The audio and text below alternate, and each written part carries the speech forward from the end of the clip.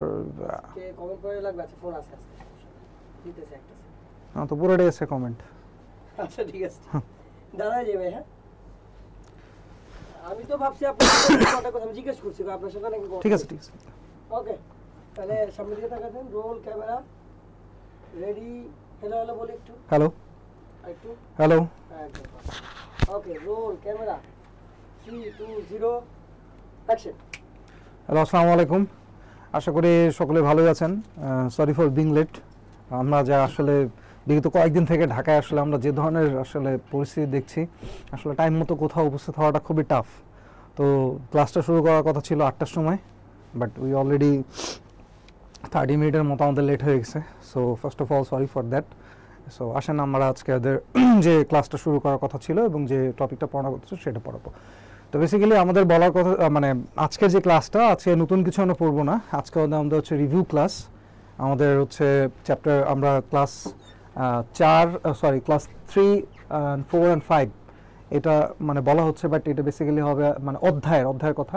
But আমরা lecture 4, lecture 5 এবং lecture 6 যেই 3টা টপিক আমরা কভার করেছি, সেই 3টা টপিকের কোথায় কি প্রবলেম আমাদের আছে সেই টপিকটা আমরা একটু আবার কি করব, আবার একটু রিভাইজ করবো। এবং সেটা কীভাবে রিভাইজ করব, আমাদের বইতে আমরা প্রায় 30 থেকে 35টা কোশ্চেন এখানে রেখেছি, যে ঢাকা বিশ্ববিদ্যালয়ের এই কোশ্চেনগুলো আমরা সলভ করব। তো যখন আমরা কোশ্চেনটা কমন পেয়ে যাব তাহলে আমরা অ্যান্সার করে দেবো। এরপর যদি কমন না পাই ভুল অ্যান্সার করে দেবো, ঠিক আছে? অ্যান্সার করবেন। আমি যখন যে কোশ্চেনে যাব খুব দ্রুত অ্যান্সার করবেন। যদি অ্যান্সার না করতে পারেন আমি এটা সমাধান করে দেবো, কোনো সমস্যা নাই। তো ক্লাসটা শুরু করার আগে আপনারা একটু জানাই দিন কে কোন জায়গা থেকে আমার ক্লাসটা দেখছেন, ঠিক আছে? এবং আগের যে ক্লাসগুলো সেগুলো আপনারা করেছেন কিনা। ইভেন আজকে যদি আপনি নতুন হয়ে থাকেন তাহলে কোনো সমস্যা নাই, যতটুকু অলরেডি বিভিন্ন কোচিংয়ে আপনাদের ক্লাস প্রায় অলমোস্ট শেষ। সো আশা করি এই টপিকগুলো আপনাদের অলরেডি পড়ানো হয়ে গেছে। সো ট্রাই করেন যে এই কোশ্চেনগুলো আমরা সলভ করব। আর আমাদের ভিডিওগুলো হচ্ছে আমাদের ফেসবুক পেজ বা ইউটিউব পেজে দেওয়া আছে। তো আপনি আফটার দ্য ক্লাস আপনি গিয়ে আবার ওই 1 থেকে 6 3, 4, 5, 6 ক্লাসগুলো আবার দেখে নিন, তাহলে আপনার জন্য সুবিধা হবে। তো আমি শুরু করতে যাচ্ছি, বাট তার আগে যেটা বলছিলাম যে আমি একটু কমেন্টে দেখতে যাচ্ছি যে কে কোথায় থেকে আসলে আমার ক্লাসটা দেখছেন এবং আপনি আগে ক্লাস করেছেন কিনা। সো জাস্ট একটু অলরেডি আজকে অনেক দেরি করে ফেলেছি আমরা।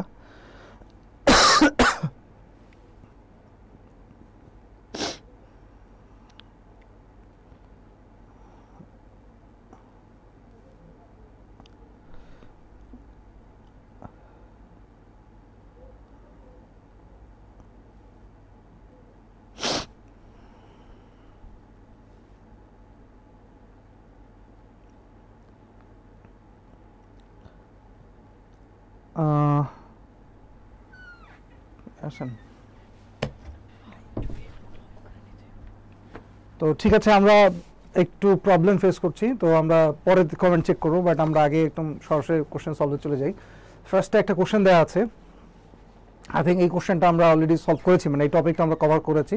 তো ঢাকা বিশ্ববিদ্যালয় 2021-22 সেশনের এই কোশ্চেনটা এসেছিল। তো কোশ্চেনটার কথা বলা হচ্ছে যে বেটা কার ওয়াশ কম গত মাসে 100টি গাড়ি ওয়াশ করেছিল। কতটা গাড়ি ওয়াশ করছে? 100টা গাড়ি ওয়াশ করছিল। ওয়াশের জন্য তার গাড়ি প্রতি 60 টাকা করে চার্জ করে।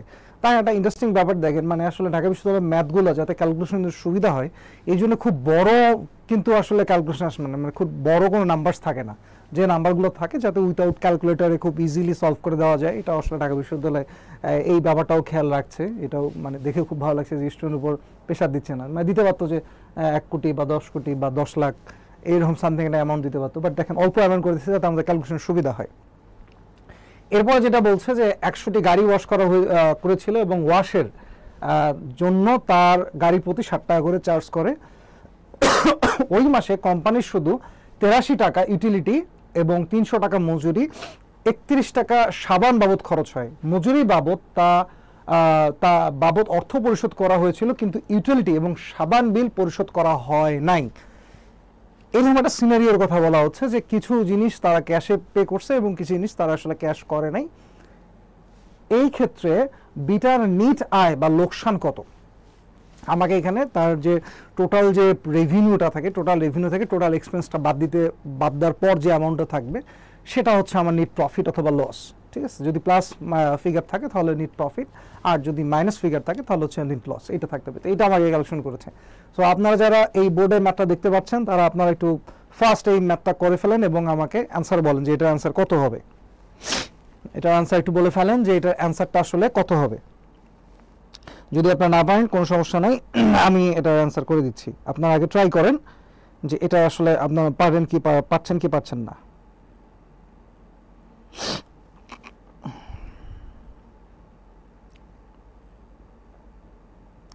খুব দ্রুত এটা একটু সলভ করেন।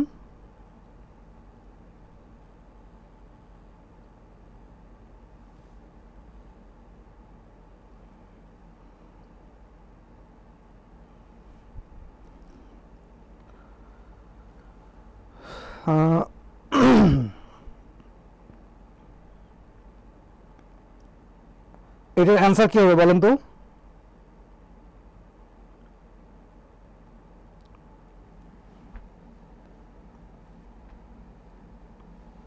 কোশ্চেন নাম্বার 1 এর অ্যান্সার কি হবে? জি, A B C of D.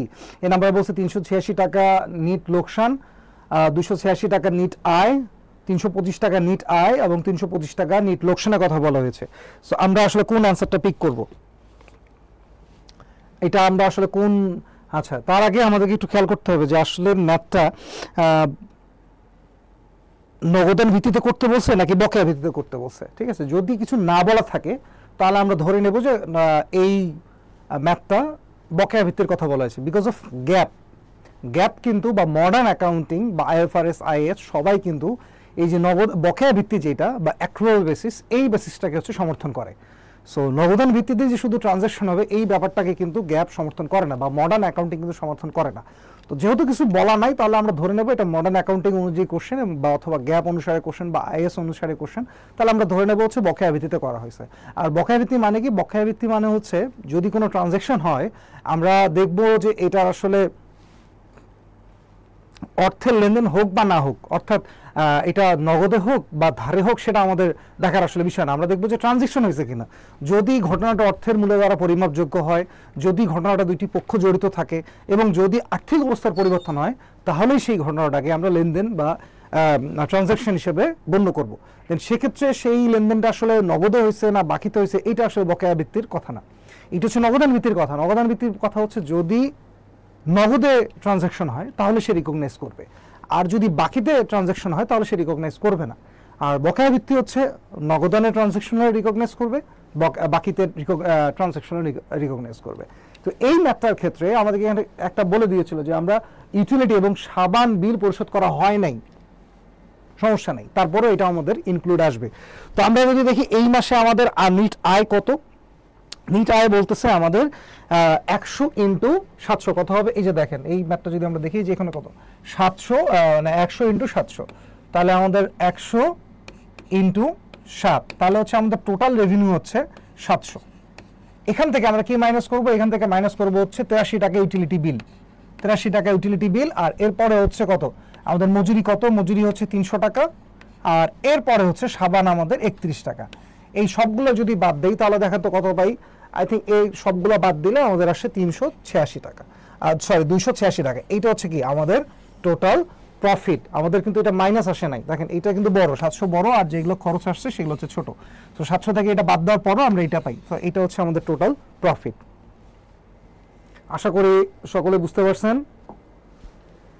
যে এটার অ্যান্সারটা যাদের সাথে হয়েছে, তাহলে এটার অ্যান্সার হচ্ছে 1, কোশ্চেন 1 এর অ্যান্সার হচ্ছে আমাদের অ্যান্সার হচ্ছে 286 টাকা। ওকে, তাহলে আমরা পরের কোশ্চেনটাতে চলে যাই। আচ্ছা, পরের কোশ্চেনটা বলছে উদ্ধৃতপত্র হচ্ছে, এটাও দেখেন ঢাকা বিশ্ববিদ্যালয়ে 19-20 আসছিল, জেএনইউতে আসছিল এবং আইইউতে এই কোশ্চেনটা আসছিল, সো রিপিটেড হয়। বলা হচ্ছে উদ্ধৃতপত্র হচ্ছে সম্পত্তি ও দায়ের ওই ধরনের একটি বিবরণী যা প্রযোজ্য, মানে এইটা তারা একটা মানে অর্ধেক কথা বলছে, বাকি অর্ধেক আপনাকে পূরণ করতে হবে। অর্থাৎ এই কোশ্চেনটা আসছে উদ্ধৃতপত্র থেকে। এখন উদ্ধৃতপত্র সম্পর্কে যদি আমার একদম ক্লিয়ার কাট ধারণা থাকে তাহলে এটা কোশ্চেন আমি আনসার পাবো। এটা দেখেন অর্ধেক কথায় যে যা প্রযোজ্য দিয়ে এখানে 4টা অপশনের কথা বলা যাচ্ছে, এই অপশন থেকে এই 4টা অপশন থেকে আমাকে একটা অপশন বেছে নিতে হবে। তো অপশন 1-এ বলা হচ্ছে কি নির্দিষ্ট তারিখের জন্য, এটা হতে পারে। তারপর হচ্ছে বছরান্তে, এটাও হতে পারে। একটি হিসাবকালের জন্য, তেমনটা মানে এটা তো আমরা আসলে পাইনি কখনো, কারণ হিসাবকালের জন্য আমরা পাইছি কি, একটি হিসাবকালের জন্য আমরা পাইছি হচ্ছে আয় ব্যয় বিবরণী, তারপর হচ্ছে কি নগদ প্রবাহ বিবরণী, এগুলো হচ্ছে আমরা একটা নির্দিষ্ট হিসাবকালের জন্য পাইছি। আর একটা বলেছে নির্দিষ্ট সময়ের জন্য। আচ্ছা দেখেন, এই যে আমরা মোটামুটি এতটুকু শিওর যে এটা হচ্ছে না, এটা 100% শিওর এটা হচ্ছে না, এটা নিয়ে আমাদের একটু কনফিউশন আছে, এটা নিয়ে কনফিউশন আছে, আর এটা নিয়ে কনফিউশন আছে, তাই না? তো মোটামুটি সি নাম্বারটা বাদ বাকি 3টা নিয়ে আমাদের কনফিউশন। দেখেন আমি কোশ্চেনগুলো এভাবে সলভ করা হচ্ছে বিকজ অফ এটা সলভ ক্লাস। বাকি কোশ্চেনগুলো কেন নয়, বাকি অ্যান্সারগুলো কেন হচ্ছে না সেটা আমাদের একটু জানতে হবে। এটা জানতে পারলে আমাদের জন্য ভালো। দেখেন এইটা আসলে কেন এটাকে আমরা মানে বাকি অ্যান্সারগুলো কেন নিব না সেটা আমরা একটু বলি। প্রথমটা বলি, একটি নির্দিষ্ট সময়ের জন্য। এই যে দেখেন এই অপশন সি এবং অপশন ডি একই কথা বলছে। এও বলছে হিসাবকালের জন্য, আর ইনিও বলছে একটি নির্দিষ্ট সময়ের জন্য। ঠিক আছে, এই যে একটা নির্দিষ্ট সময়, এটা বলতে আসলে কোন সময়টা? ঠিক আছে, নির্দিষ্ট সময় তো হচ্ছে আপনার 1 বছর হইতে পারে, তাই না? 1 মাসও হইতে পারে। সো এখানে স্পেসিফিকভাবে বলে দেয়নি। এটা নিয়ে আমি কনফিউশন আছে, এটা হইতে পারে, যদি এটা হইতে পারে, কারণ এটাকে বিট করার জন্য আবার আরেকটা অ্যান্সার আছে। তারপর যে লেখা আছে বছরান্তে, আমরা ম্যাক্সিমাম সময়ে উদ্ধৃতপত্রের ডেটটা পাইছি হচ্ছে 31 ডিসেম্বর, আমরা এই টাইমটা পাইছি। ঠিক আছে, এইটা টাইমটার জন্য এটা আমরা একটু কনফিউশন যে এটা আসলে অ্যান্সার হতে পারে, কারণ ম্যাক্সিমাম সময় দেখছি হচ্ছে 31 ডিসেম্বর লেখা থাকে। তো বছরান্তে মানে কি বছরের শেষে, এটা হইতে পারে। এখন কোন বছরের শেষে সেটা কি বলছে? জাস্ট আপনার অ্যাকাউন্টিং পিরিয়ডটা যদি ডিসেম্বর মাসে শেষ হয় তাহলে আপনি ওই সময় উদ্ধৃতপত্র প্রস্তুত করবেন।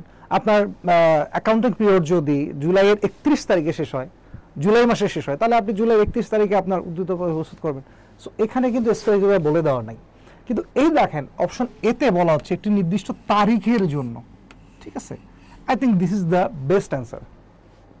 আমি যদি এই 3টা অপশন থেকে যদি একটাকে চুজ করতে যাই তাহলে আমাকে এই অ্যান্সারটা কিন্তু পিক করতে হয়, কারণ এখানেও বলা নাই যে আসলে নির্দিষ্ট সময়ের কথা বলা হয়েছে, নির্দিষ্ট তারিখ বা নির্দিষ্ট এক্স্যাক্টলি কোন ডেটে আমি জানতে চাই সেটাও কিন্তু বলা হয়নি।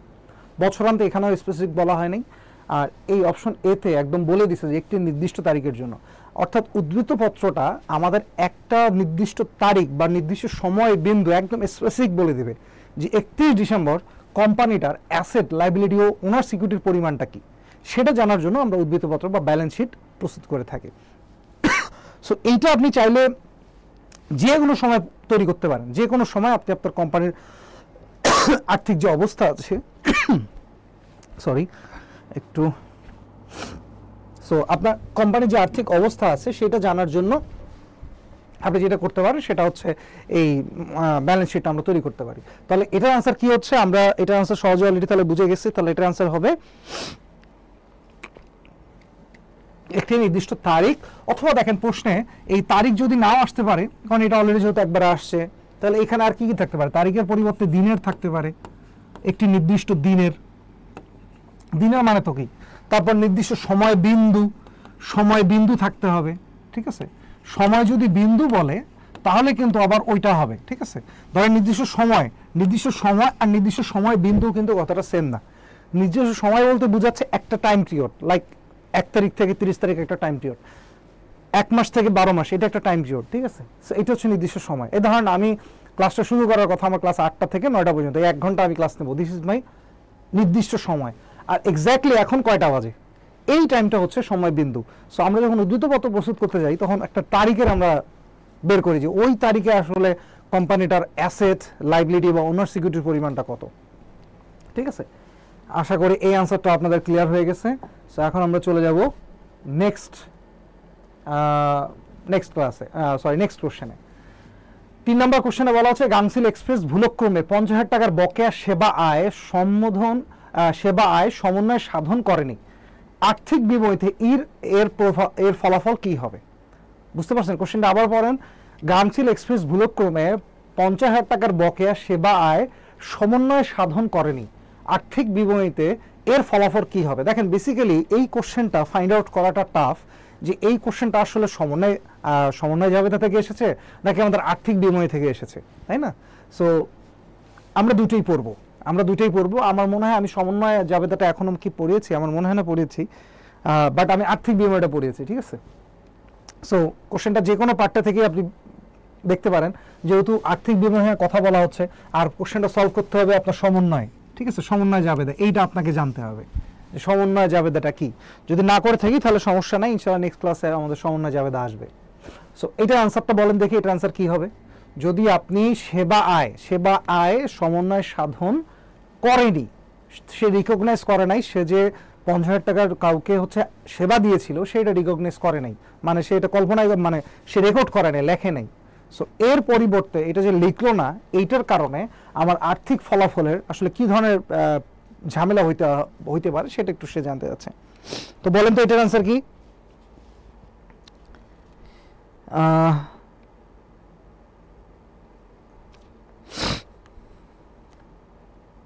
এটার আনসার কি হবে? দেখেন, এই কোশ্চেনটা সলভ করার জন্য আমাকে সমন্বয় জাবেদাটাকে জানতে হবে যে সমন্বয় জাবেদাটা কি। তো সমন্বয় জাবেদাটা দেখেন কি, সেবা আয়ের কথা বলা হচ্ছে। তো সেবা আয় জিনিসটা কি? সেবা আয় যদি আমি কাউকে দিয়ে থাকি, কিন্তু দেখেন মানে বকেয়া সেবা আয় বলেই দিছে যে বকেয়া সেবা আয়, অর্থাৎ কাউকে আমি সার্ভিস দিয়েছি কিন্তু তার কাছ থেকে আমি টাকা পাইনি। তো সাধারণত এই বকেয়া আয়গুলোকে আমরা কিভাবে চিহ্নিত করি? বকেয়া আয় হচ্ছে আমার সম্পদ, বকেয়া আয় আমার কি? সম্পদ। আর এই লাস্টে তো আয় বলাই আছে, অর্থাৎ এই যে সম্পদটা, এই বকেয়া আয় যে আমরা সম্পদ হিসাবে রিকগনাইজ করতেছি, এই জিনিসটা আসছে কোথায় থেকে? What is the source? সোর্সটা কি? সোর্সটা হচ্ছে আয় বা ইনকাম।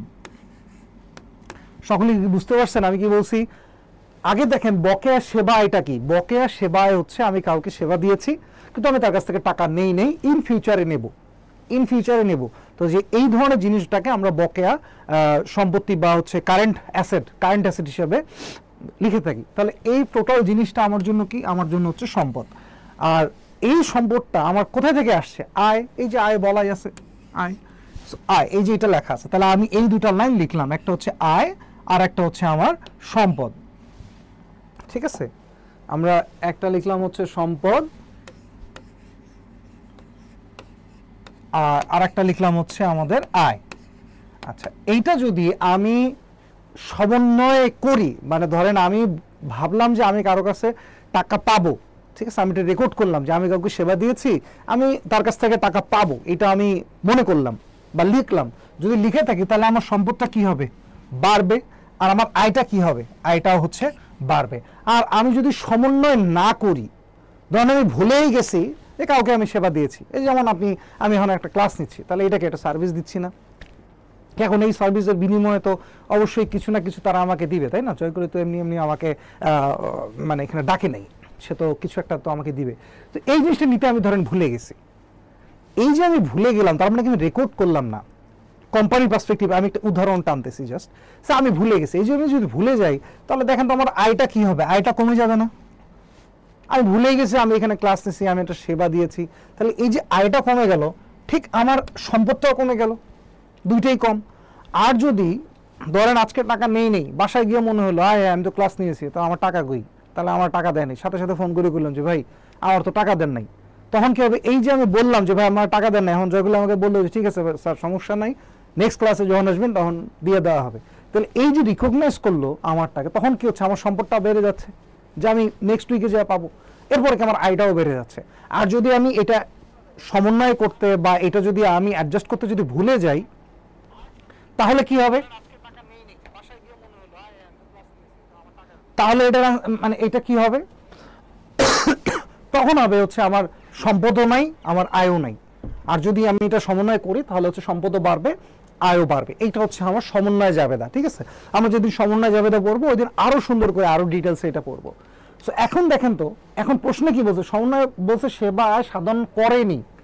এই যে সে আমার মতো ভুলেই গেছে যে সে এখানে সেবা দিছে, সেটা ভুলেই গেছে। তো সে যদি ভুলে যায় তাহলে এটা কি হবে? তার মানে কি সম্পদও কম থাকবে, আয়ও কম থাকবে। তো দেখেন তো এখানে কোন অপশনে এই কথাটা বলা আছে? এখানে বলা আছে যে রাজস্ব বেশি দেখানো হবে। তার রাজস্ব কি বেশি দেখাইছে? সে তো সমন্বয় করে নাই, তার এটা কম দেখানোর কথা, কিন্তু সেখানে গিয়ে বলছে বেশি দেখে, তার মানে এটা হচ্ছে না, এইটা ক্রস। এরপর বলছে সম্পত্তি বেশি দেখানো হবে, সে তো মানেই নাই, সে তো ভুলেই গেছে, সে তো সমন্বয় সাধনই করে নাই, তাহলে কি তার সম্পত্তি কম হবে? তাহলে এটাও ভুল। এরপর বলছে নিট মুনাফা বেশি দেখানো হবে, তো আলটিমেটলি এটার যে এটা একই কথা বলছে, এটাও হবে না। এবং তারপরে বলছে দায় বেশি দেখানো হবে, তো দায়ও তো নাই, তার মানে এটাও ভুল। দেখেন, খেয়াল করে দেখেন, ঢাকা বিশ্ববিদ্যালয় 2018-19 সালে এই কোশ্চেনটা এসেছিল, বাট সঠিক অ্যান্সার নাই। কেউ কি এটা সলভ করেছেন? এই কোশ্চেনটার আনসার কি কেউ সলভ করেছেন? যে বা এই 3 নাম্বার কোশ্চেনটা আমি আসলে কমেন্টে দেখতে পাচ্ছি না, যদি আপনারা আসলে রিয়েল টাইমের সাথে আসলে মিলছে কিনা এটা বুঝতেছি না। যাই হোক, সমস্যা নাই। সো জিনিসটা খুবই ইম্পর্ট্যান্ট। দেখেন, এই 3 নাম্বার কোশ্চেনে আমরা সঠিক অ্যান্সার নেই, কারণ এইটা সমন্বয় যদি না করে তার সম্পদ অবশ্যই কম দেখাবে, আয় অবশ্যই কম দেখাবে। আর যদি সমন্বয় করে তাহলে সম্পত্তিও বেশি দেখাবে এবং আয়ও বেশি দেখাবে। দিস ইজ দ্য ক্লারিফিকেশন অথবা হচ্ছে অ্যানালাইসিসটা হচ্ছে এটা। তো এই কোশ্চেনটার অ্যান্সারটা আসলে আমাদের এখানে সঠিকভাবে দেওয়া নাই। তো আমরা চলে যাচ্ছি নেক্সট কোশ্চেনে, আশা করি এটা কোনো প্রবলেম নাই। এরপর হচ্ছে question number 4, C unit, Dhaka বিশ্ববিদ্যালয় 2014-15 সালে এই কোশ্চেনটা এসেছে। কি কোশ্চেন এসেছে? নিচের কোনটি বিবরণটি IS-1 আর্থিক বিবরণের অংশ নয়? আচ্ছা, IS-1 বেসিক্যালি বলছে হচ্ছে প্রেজেন্টেশন অফ ফাইন্যান্সিয়াল স্টেটমেন্টস, ঠিক আছে?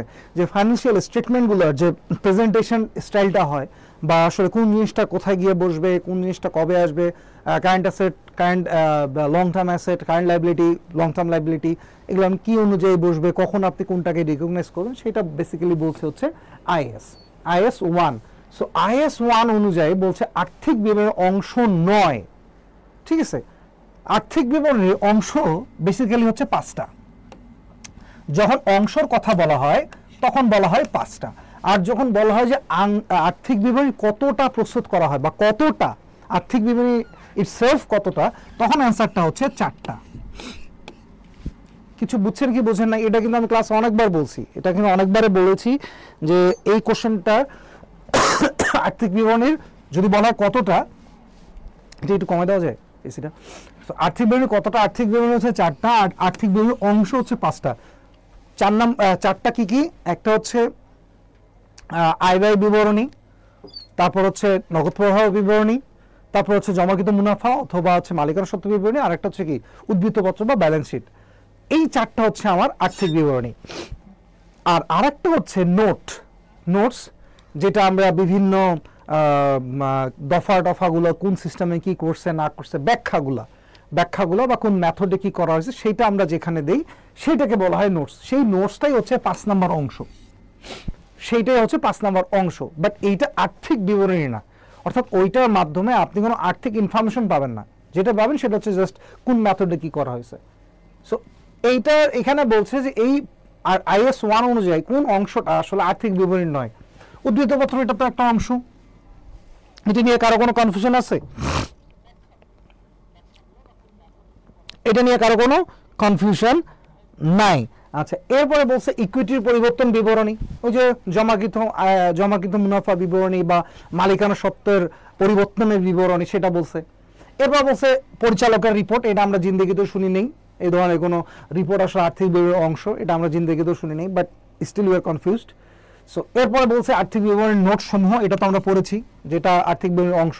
দেখেন, এটা কিন্তু আর্থিক বিবরণী না, but it's a part of financial statement. It's not a financial statement, but it's a part of financial statement. Then এরপরে বলছে কি নগদ প্রবাহ বিবরণী বা ক্যাশ ফ্লো স্টেটমেন্ট, এটা তো অবশ্যই আর্থিক বিবরণী অংশ, তাই না? তাহলে এটার সঠিক অ্যান্সারটা কি হবে? পরিচালকের রিপোর্ট। এই পরিচালকের রিপোর্ট হচ্ছে ফাইন্যান্সিয়াল স্টেটমেন্টের অংশ না। আশা করি এটার অ্যান্সারটাও বুঝতে পেরেছেন। এটা তাহলে অ্যান্সার কি হচ্ছে? Answer C. আচ্ছা, আপনারা অ্যান্সার করছেন কি যে আসলে কোনটা কোন কোশ্চেনের অ্যান্সার? আচ্ছা, আমরা পরের কোশ্চেনটা চলে যাই। এই যে 5 নাম্বারটার অ্যান্সারটা করেন তো, এটা একটা ম্যাথ, এটা আপনারা করেন, তারপরে আমি এটা সলভ করে দেব। একটি মোটর গাড়ি 8,000 টাকায় কেনা হয়েছে, যার মধ্যে 36 টাকার পেট্রোল খরচ অন্তর্ভুক্ত রয়েছে। সম্পূর্ণ মূল্য 8,000 টাকায় মোটর গাড়িটি ডেবিট করা হয়েছে। লাভ ক্ষতি হিসাব বা উদ্ধৃতপত্রে এর কি প্রভাব পড়েছে, এই কোশ্চেনটা একটু সলভ করেন, এটা একটা ম্যাথ, সো এটা একটু সলভ করেন। এটাও কিন্তু এই সম্পত্তি থেকেই আসা আর কি, টোটাল অ্যাসেট কাউন্ট করতে হবে আমাদেরকে।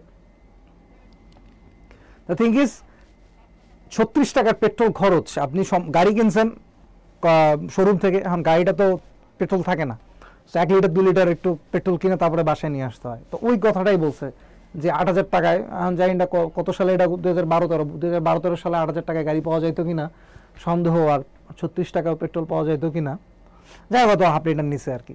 তো আপনার এটা খুব দ্রুত সলভ করেন। আচ্ছা আমি পাচ্ছি 2 আমরা তো অলরেডি শেষ করে আসছি না এটা। 4 নম্বরও আমরা শেষ করছি, আমরা এখন 5 নম্বরে আছি।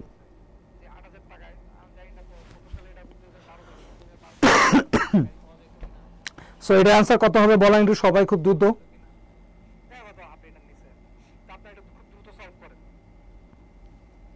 এটা आंसर কি হবে?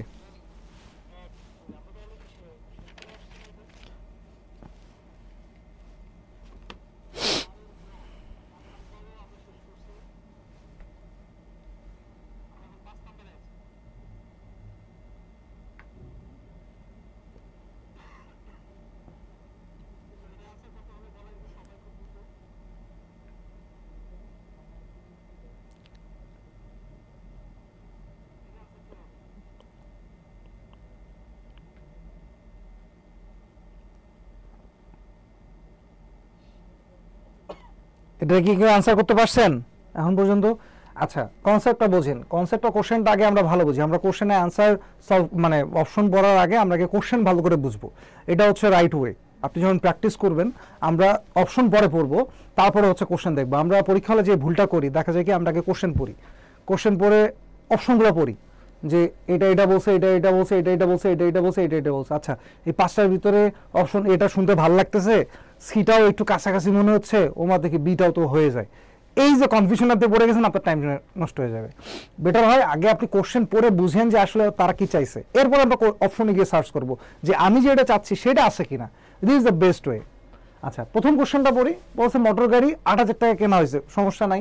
এরপরে বলছে 36 টাকা পেট্রোল খরচ অন্তর্ভুক্ত আছে, অর্থাৎ যে 36 টাকার পেট্রোলটা আপনি বাইকটা কেনার পরে কিনছেন, ঠিক আছে, এইটার ভিতরে ঢুকে গেছে, অর্থাৎ বাইকটার দাম ছিল কিন্তু, তাহলে আমরা যদি অ্যাকর্ডিং টু এই ম্যাপটা দেখি তাহলে বাইকটার দাম ছিল হচ্ছে 7,900 কত টাকা হবে, 36 টাকা যদি বাদ দেই তাহলে দামটা আসে হচ্ছে আমাদের 64 টাকা।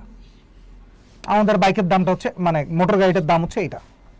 যেহেতু কি বলছে 36 টাকা পেট্রোল খরচ অন্তর্ভুক্ত আছে, সেটা কোনটার ভিতরে, 8,000 টাকার ভিতরে, তাহলে 8,000 টাকা থেকে বাদ দিলে কত হয় ওইটা আসে। বোঝার জন্য বললাম, এটা বোঝার জন্য বললাম, ঠিক আছে।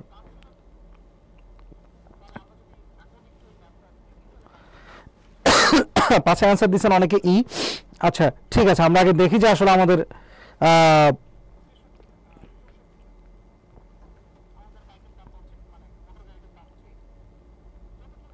ওকে आंसर বলছেন, একজন বলছেন आंसर বি, आंसर বলছে।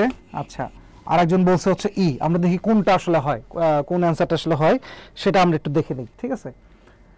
দেখেন তাহলে আমার বেসিক দামটা হওয়ার কথা ছিল হচ্ছে এটা নিয়ে কারো কোনো কনফিউশন আছে কিনা তাহলে বলেন আগে কমেন্টে বলেন যে এটা নিয়ে কারো কোনো কনফিউশন আছে কিনা, যে বাইকের দাম বা মোটর গাড়িটার দাম হচ্ছে 7,964 টাকা, এটা নিয়ে কারো কনফিউশন আছে কিনা। যেহেতু আমাকে বলছে 8,000 টাকা আমি কিনছি, তার মধ্যে কত 36 টাকা পেট্রোল খরচ হয়, 36 টাকা তো আমার ফ্রি যায়নি, ওইটা সহ হচ্ছে 8,000 টাকা, তাহলে ওইটা বাদ দিলে কত হচ্ছে, সম্পত্তির দাম কত 7,964 টাকা, এটা হচ্ছে আমার অ্যাসেটটার প্রাইস। এরপরে বলা হচ্ছে যে সম্পূর্ণ মূল্য 8,000 টাকায় ডেবিট করা হয়েছে, অর্থাৎ আমরা অ্যাসেটে ডেবিট করছি হচ্ছে 8,000 টাকা, তাই না? বুঝতে পারছেন? আমরা কিনছি কত টাকায়, কিনছি হচ্ছে 7,964 টাকায়, যেহেতু এখানে অলরেডি 34 টাকা ইনক্লুডেড, আর তাহলে আমরা টোটাল অ্যাসেটে লিখছি কত 8,000 টাকা। আমাদের বেসিক্যালি আমাদের উচিত ছিল হচ্ছে ওই 36 টাকার যে পেট্রোলটা কিনছি এটা খরচ হিসেবে দেখানো, কিন্তু আমরা সেটা না করে এটা সম্পত্তি হিসেবে দেখাই দিছি। বুঝছেন কি বলছেন নাই? 36 টাকা আমার উচিত ছিল এইটা আমি খরচ হিসেবে দেখাবো, কারণ আমার অ্যাসেটের প্রাইস হচ্ছে এত। এই অ্যাসেটটা কেনার পরে যখন আমি বাসায় নিয়ে আসছি বা আমি যখন এটা একটু টেস্ট করে দেখতেছি যে মেশিনটা চলে কি চলে না, তখন হচ্ছে আমার এই 36 টাকা খরচ হয়েছে। 34 টাকা পেট্রোল খরচ, তাহলে এটা তো আমার খরচ, বাট আমি দেখাইছি কি 8,000 টাকায় এইটা সম্পত্তিটাও ইনক্লুডেড এখানে দেখাইছি। এখন যেটা হয়েছে, যেটা আমার 36 টাকা খরচ দেখানোর কথা ছিল সেটাকে আমি দেখাইছি, সেটা আমি দেখাই নাই। তো খরচ যদি আপনি না দেখান তাহলে কি আপনার ব্যয় কম, ব্যয় যদি কম হয় তাহলে কি আমার লাভ বেশি হবে? লাভ কত টাকা বেশি হবে? আপনি 36 টাকা খরচ দেখান নাই, তাহলে আমার ব্যয় কম কত? 36 টাকা। আর তাহলে আমার লাভটা কত বেশি? 36 টাকা বেশি। তাহলে এখন দেখি আমি কোন অপশনের সাথে এটা মিলে যায়। মোটামুটি এইখানে অপশন এতে বলছে 36 টাকা বেড়ে গেছে, এখানেও বলছে যে 36 টাকা বেড়ে গেছে, তার মানে আর বাকিগুলো বলছে কমে গেছে, এটা হবে না, এটা হবে না, এটাও হবে না। তাহলে আমরা অপশন এ এবং অপশন বি এইটা দুইটা মোটামুটি মানে একটু কনফিউজ যে এই দুটোর ভিতরে যে কোনো একটা হবে। আচ্ছা, আরেকটা জিনিস এবার খেয়াল করে দেখেন, আমার সম্পত্তিটা কত টাকা লেখার কথা ছিল? 7,964 টাকা, এটা আমার লেখার কথা ছিল, বাট আমি লিখছি কত? এই যে 8,000 টাকা লিখে ফেলছি না? তাহলে আমার 36 টাকা কি সম্পত্তি আমি বেশি দেখিয়ে ফেলেছি। আমার 36 টাকা লাভ বেশি দেখানো হয়েছে আর 36 টাকার সম্পত্তিও বেশি দেখানো হয়েছে। এইটা কোন অপশনের সাথে মিলে যায়? এখন এখানে বলছে সম্পত্তি কমেছে 36 টাকা, তাই কি হয়েছে? হয় নাই। আর এখানে বলছে কি 36 টাকা বেড়ে গেছে, তাহলে এটার অ্যান্সার হচ্ছে কি? Answer A. বাট দুঃখজনক হলেও সত্যি অ্যান্সারটা কেউ দিতে পারে, ঠিক করতে পারেন নাই। আচ্ছা, এই যে যারা বলছেন অ্যান্সার বি, সাব্বির বলেছেন যে প্রথমে বলছেন ই, তারপরে সুমাইয়া ভুয়ান বলছেন বি। আচ্ছা, বি নাম্বারটা কেন নাই এবার কি আপনি বুঝছেন কি বোঝেন নাই? মিমি ইসলাম আপনিও বলছেন বি, সম্পত্তি কি কমেছে? দেখেন এইটার জন্যই আমি কিন্তু এই ক্লাসিফিকেশনটা বলে দিয়েছি, এই জাস্টিফিকেশনটা দিয়ে দিয়েছি যে আসলে অ্যাসেটের মূল্যটা কত লেখা উচিত ছিল, সেটা না, সেটা করা উচিত ছিল কত? 7,964 টাকা। 8,000 টাকায় কিনছে, 36 টাকা এর ভিতরে খরচ আছে, তাহলে ওটা তো খরচ, তাহলে এক্স্যাক্টলি হচ্ছে মোটরটার প্রাইস কত? এইটা। বাট আমরা লিখছি কত? 8,000, তাহলে 36 টাকা আমি কি করছি? বেশি দেখাইছি, সম্পত্তিটা বেশি দেখাইছি। আই থিঙ্ক এই তিনজন যারা ভুল অ্যান্সারটা দিয়েছেন তারা মানে নতুন একটা কিছু জানতে পারলেন, তাই না? এইটাই হচ্ছে আমাদের সার্থকতা, যে একটা অ্যাটলিস্ট একটা কোশ্চেন আপনাকে আমি এই ক্লাসের মাধ্যমেও যদি আমি শিখাইতে পারি, তাহলে আপনার এই যে এন্টায়ার যে জার্নিটা, ইউনিভার্সিটির অ্যাডমিশন টেস্টের জার্নিটা, এটাতে যদি আপনি একটা কিছু আমার কাছ থেকে শেখেন, জয়কুলির কাছ থেকে যদি শেখেন, এটাই আসলে জয়কুলির সার্থকতা এবং আমার সার্থকতা। আচ্ছা, এরপরে আমরা নেক্সট কোশ্চেনে চলে যাই। কোশ্চেন নাম্বার হচ্ছে 6তে বলছে কি যে 2007 সালের আয়কর কম দেখানো হয়েছে, তবে পরবর্তী সালের মুনাফায় প্রভাব কি হবে? ঠিক আছে, আই থিঙ্ক এই কোশ্চেনটা আনসার সবাই পারবেন, এটা নিয়ে কোনো ধরনের কোনো প্রবলেমই হবে না। কোশ্চেন নাম্বার 6, সাব্বির হোসেন হাওয়া বলেছেন ক্লিয়ার, গুড, ভেরি গুড। এই যে একটা, তো এর অ্যান্সারটা বলেন যে একটি যদি 2007 সালের, এটাও ঢাকা বিশ্ববিদ্যালয়ের কোশ্চেন, 2011-12 সেশনে এটা এসেছে, এই কোশ্চেনটা আসলে অ্যান্সার কি হবে?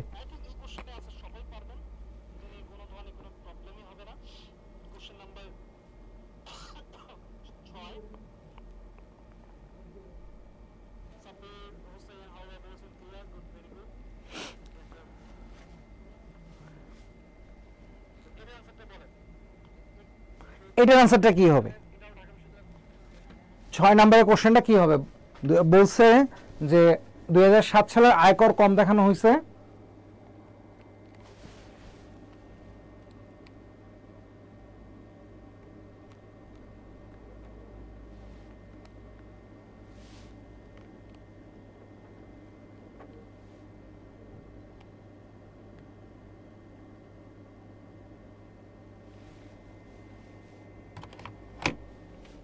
এই কোশ্চেনটার আনসার কি?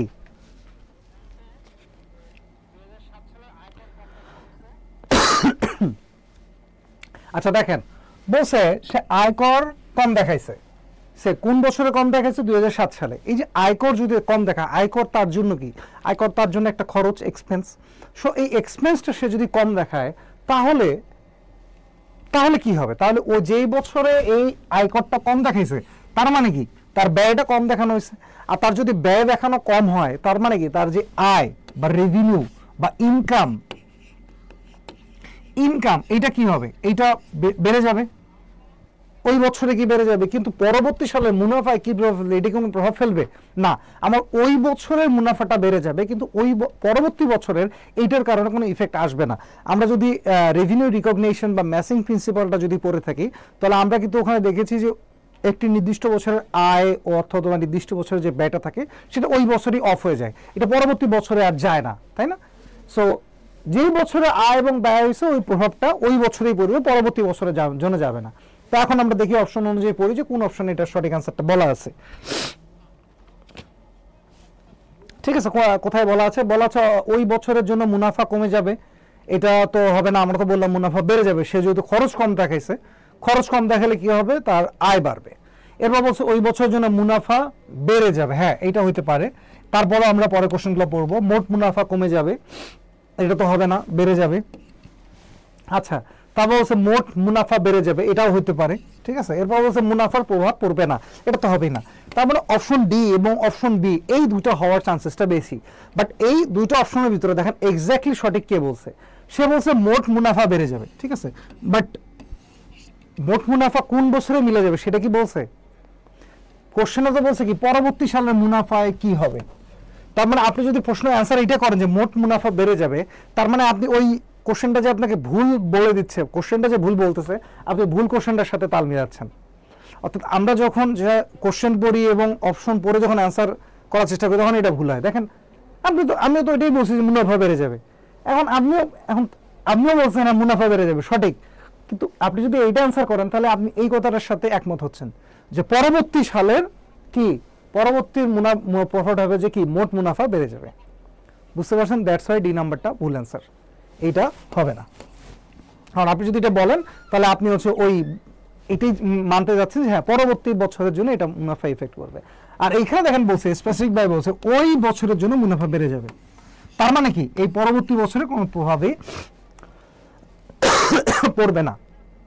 ঠিক আছে, আবার দেখেন যে এই অপশন ই এটাও কিন্তু হইতে পারে, স্যার এই অপশনটাও হইতে পারে, যেহেতু বলছে মুনাফায় প্রভাব ফেলবে না। তো এই যে পরবর্তী সালে মুনাফায় কি হবে, আসলে এটা কোনো প্রভাব ফেলবে না।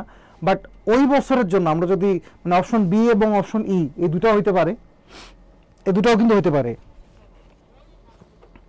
যে হ্যাঁ আসলে পরবর্তী বছরে কোনো প্রভাব ফেলবে না আর এই বছরে আমাদের আয়টা বেড়ে যাবে। তো যেহেতু এই সামনে এটা বলা আছে বি নাম্বারটা, তো এটাই আর কি সঠিক অ্যান্সার দেখেন। বাট দেখেন এটাও কিন্তু অ্যান্সার যে মুনাফায় প্রভাব ফেলবে না, কেন? তবে পরবর্তী সালের মুনাফায় কি হবে এটা তারা জানতে যাচ্ছে। তো আপনি যদি এই এতটুক ধরেন তাহলে এটার অ্যান্সার, আর যদি এতটুক ধরেন এই যে ফার্স্টের যে যদি 2007 সালে আয়কর দেখানো হয় তাহলে ওই সালে কি হবে, ওই সালে হবে কি মুনাফা বেড়ে যাবে। দ্যাটস ইট, একটু ক্রিটিক্যাল কোশ্চেন এটা।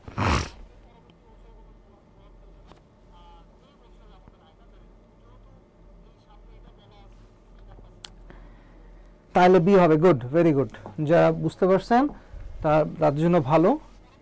বাট এটাও কিন্তু ভুল যে তা না। এরপর 7 নাম্বার কোশ্চেনটা দেখেন, একটি যন্ত্রপাতি যা 2.5 লক্ষ টাকা সংরক্ষণ করা হয়েছিল তার বর্তমান বহি মূল্য হচ্ছে 1 লক্ষ টাকা, প্রাকৃত বাজার মূল্য হচ্ছে 1,20,000 টাকা। যন্ত্রপাতিটি পুনঃসংস্থাপন ব্যয় যদি 3.5 লাখ টাকা হয় তবে নিচের কোন মূল্যে যন্ত্রপাতিটি উদ্ধৃত পত্রে দেখানো উচিত। ঠিক আছে, উদ্ধৃত পত্রে আমরা এটা আসলে ক্যালকুলেশন করবো যে বুক ভ্যালুটা কত দেখানো উচিত সেটা ক্যালকুলেশন করব। তো আমি ক্যালকুলেশন করার আগে আপনার একটু ট্রাই করেন যে এটার অ্যান্সার কি হতে পারে।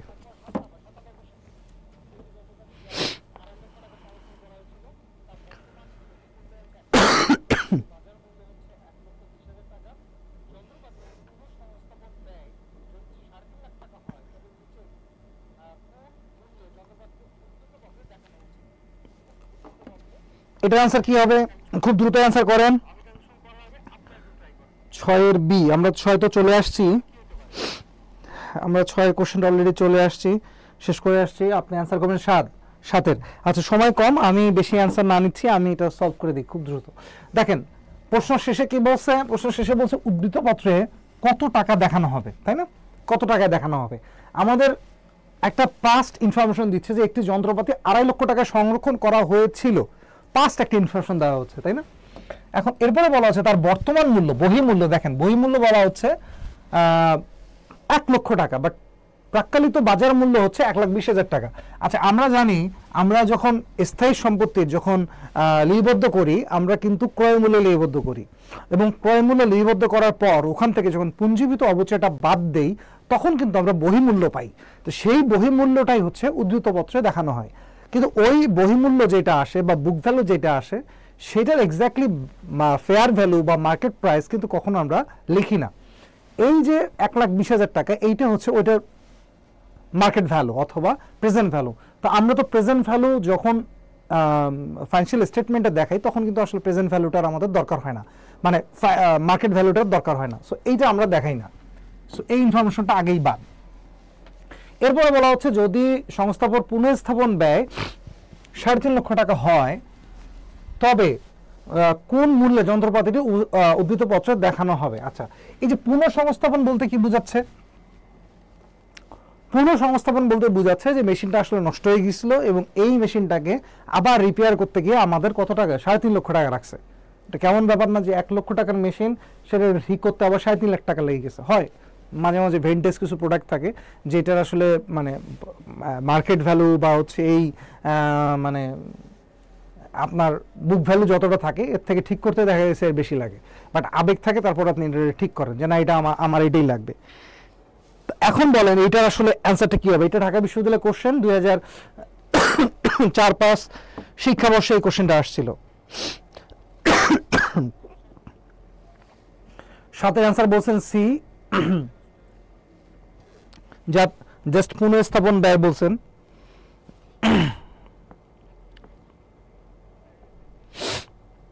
এটা আনসার কি হবে?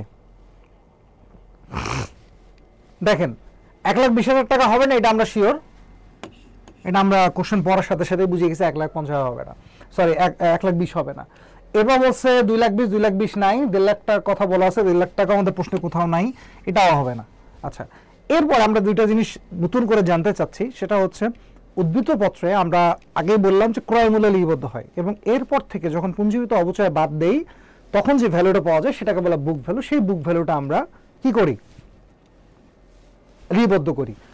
এবং এরপরে যদি কোনো ধরনের ব্যয় ওই মেশিনটার পিছনে করা হয় সেটাকে কিন্তু আমরা ক্যাপিটাল এক্সপেন্ডিচার বা মূলধন জাতীয় ব্যয় হিসাবে চিহ্নিত করি না, তখন আমরা এটাকে চিহ্নিত করি হচ্ছে কি রেভিনিউ এক্সপেন্ডিচার বা মুনাফা জাতীয় ব্যয়। তো মুনাফা জাতীয় যে ব্যয়টা হয় সেটা কিন্তু আমরা উদ্ধৃতপত্রে নিয়ে আসি না।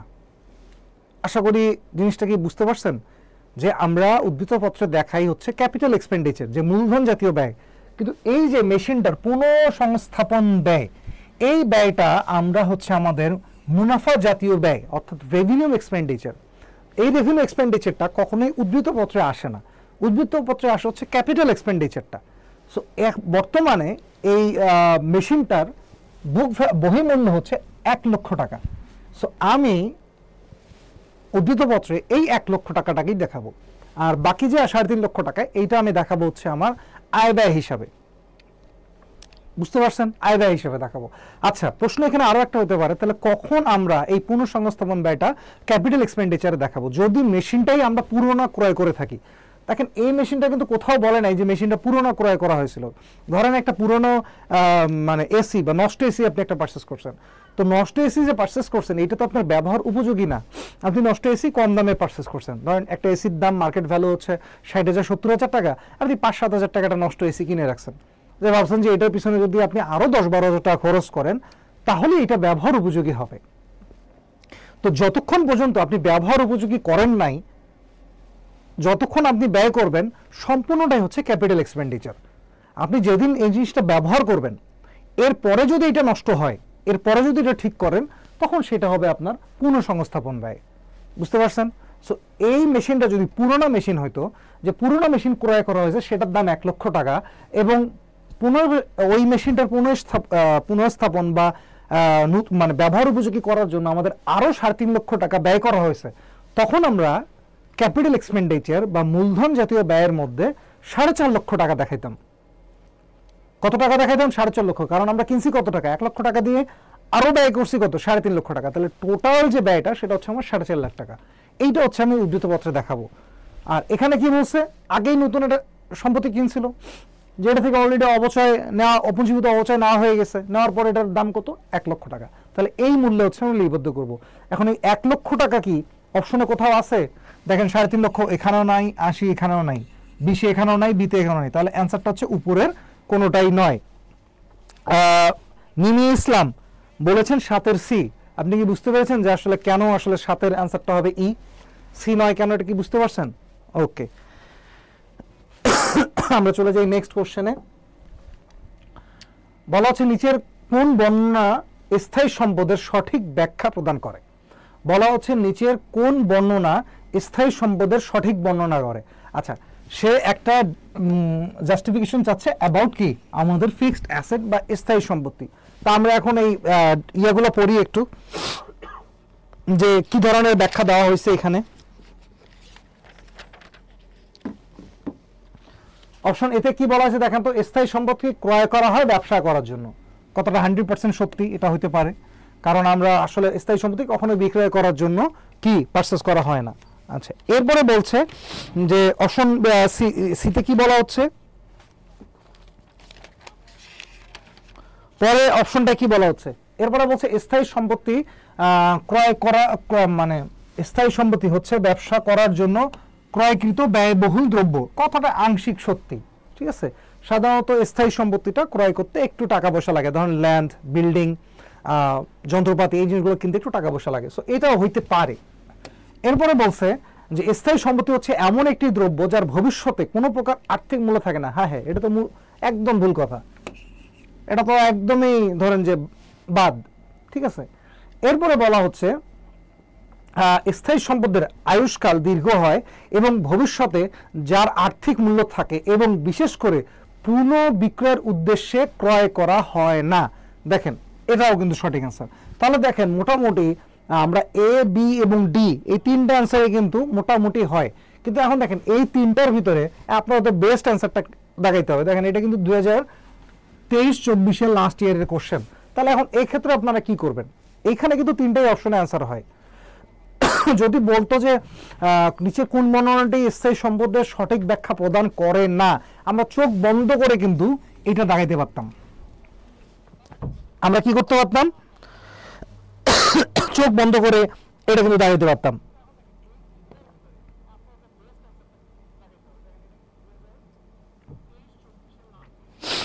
তাহলে এটার জন্য আমরা এখন তাহলে যেহেতু আমরা একদম মানে এটা বলছে সঠিক ব্যাখ্যা প্রদান করে, তা আমাদের বেস্ট অপশনটা খুঁজতে হবে।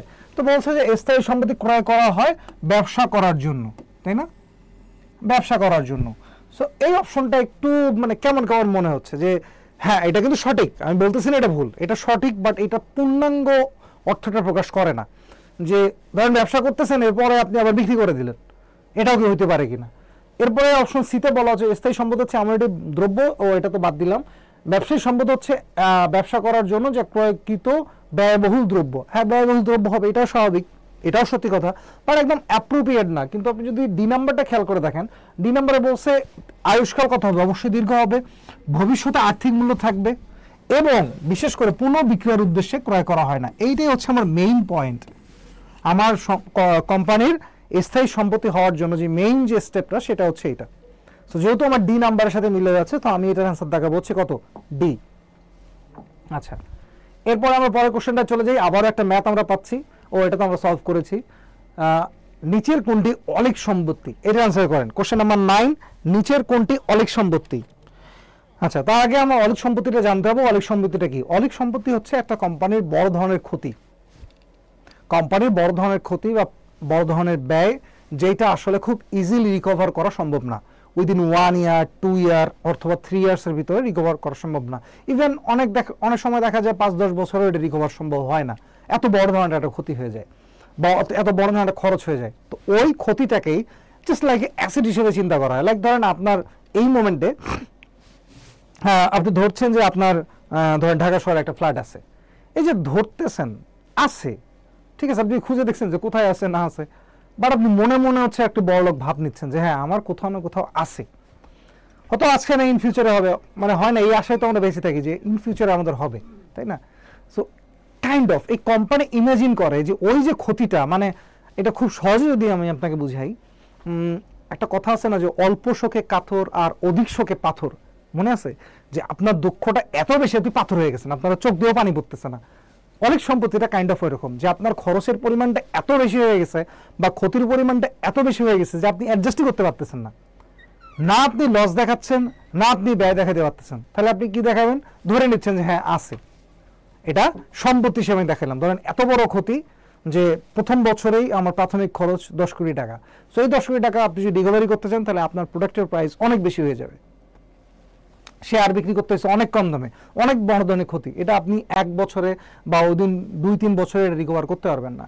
সো এটা করার জন্য আমার একটা নির্দিষ্ট সময় লাগবে, অনেক দিন ধরে ব্যবসাটা চালাতে হবে। সো যতদিন ধরে চালাবেন, যতদিন ওই লসটা রিকভার হয়নি, ততদিন ওইটাকে আপনি অলিক সম্পত্তি বা ফ্যাক্টিশিয়াস অ্যাসেট এই হিসাবে আপনার উদ্ধৃতপত্রের ওই ব্যাখ্যা যে নোটস, ওই নোটসে আমরা দেখাই। এটা কিন্তু এই অলিক সম্পত্তিটা কিন্তু এফএস এর ফাইন্যান্সিয়াল স্টেটমেন্টে সম্পত্তি আকারে দেখানো হয় না, নোটস যেটা থাকে সেই নোটসে এই জিনিসটা দেখানো হয়। তাহলে বলেন এই অলিক সম্পত্তি কোনটা? এটার আনসার কি হবে? অলিক সম্পত্তি কোনটা হবে একটু বলেন তো। বলা আছে 9-এর, অনেকেই বলছে আমরা কি 9 নাম্বার করছি? হ্যাঁ গুড, 9-এর অ্যান্সার বলছে। শোনেন, আমরা যখনই একটা কোশ্চেনে আসবো না, মনে হয় একটু টাইমের গ্যাপ হয়, আর কোশ্চেন আসার সাথে সাথে আপনার অ্যান্সার লিখে দেবেন, তাহলে আমি মানে আমাকে যেন বলতে না হয় যে অ্যান্সার এটা করেন, অ্যান্সার ওইটা করেন, আপনারা কোশ্চেন দেখার সাথে সাথে অ্যান্সার করে দেবেন। একজন বলছেন অলিক সম্পত্তি সুনাম, তারপর বলছেন প্যাটেন্ট, শেয়ারের মূল্য ছাড়, কপিরাইট, অগ্রিম ভাড়া। আচ্ছা সুনাম, এটা তো আপনার আয়, মানে এটা তো একটা মানে কোম্পানির একটা মানে ব্র্যান্ড ভ্যালু, তাই না? এটা তো ভালো, এটা তো আসলে খারাপ না, এটা কেন অ্যান্সার হবে? এটা তো অলিক সম্পত্তি না, এটা তো গুড উইল আমরা ফাইন্যান্সিয়াল স্টেটমেন্টে দেখাই। এর মধ্যে প্যাটেন্টও আমরা ফাইন্যান্সিয়াল স্টেটমেন্টে দেখাই, রিয়েল অ্যাসেট হিসেবে দেখাই। This A real asset. হ্যাঁ, ইনট্যানজিবল অ্যাসেট দুটোই আমাদের ইনট্যানজিবল, বাট দেখানো যায়। এরপর হচ্ছে কপিরাইট, এটাও আমাদের কাছে অ্যাসেট, এটাও আমাদের ইনট্যানজিবল অ্যাসেট। এরপর হচ্ছে অগ্রিম ভাড়া, এটা কারেন্ট অ্যাসেট, ঠিক আছে? অগ্রিম ভাড়া হচ্ছে কারেন্ট অ্যাসেট। এই যে বলা হচ্ছে শেয়ারের মূল্য ছাড়, আপনার শেয়ারের দাম হচ্ছে 100 টাকা, আপনি 50 টাকা করে সেল করতেছেন পার শেয়ারে। এরকম শেয়ার ধরেন আপনার 1 কোটি আছে বা 10 কোটি আছে, তাহলে চিন্তা করেন যে আপনার কত টাকা লস। এই লসটাকে আপনি ওই আর অলিক সম্পত্তি হিসাবে বা ফ্যাক্টিশিয়াস অ্যাসেট হিসাবে আমরা নোটসে দেখাবো। এইটা কিন্তু আপনি উদ্ধৃতপত্রে কোথাও পাবেন না, আর্থিক বিবরণীর কোথাও পাবেন। আর্থিক বিবরণীর কোন অংশ গিয়ে পাবেন? নোটসে গিয়ে পাবেন। আশা করি যারা যারা ভুল অ্যান্সার দিয়েছেন তারা অলরেডি বুঝে গেছেন। সি একজনে বলছে তারেক হোসেন, ধন্যবাদ Tarek Hossain for giving the right answer, good, একজনই সঠিক অ্যান্সার দিয়েছেন। আচ্ছা, পরের কোশ্চেনে চলে যাই। বলছে 2005 সালের 8 বছরের জন্য 60,000 টাকায় বিনিয়োগ করা হলো, বিনিয়োগের উপর সুদের হার 10 টাকা। 31 ডিসেম্বর বকেয়া সুদ আয় বাবদ 3500 টাকার সমন্বয় দাখিলা প্রদান করা হয় এবং সারা বছরের সুদ প্রাপ্তি ছিল না। বিনিয়োগের তারিখটা কত? তারিখটা বের করতে বলছে, তাই না? তাহলে এটা অ্যান্সার কত? এটা অ্যান্সার করে ফেলেন।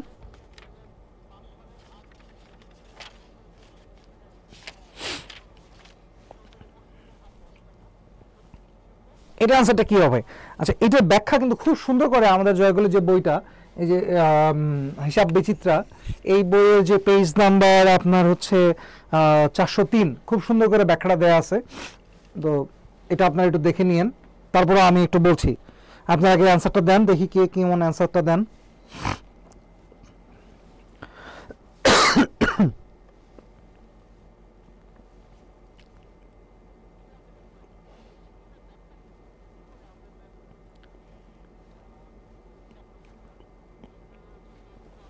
আচ্ছা, আমরা আপনারা এটার অ্যান্সার দিচ্ছেন কি দিচ্ছেন না বুঝতেছি না।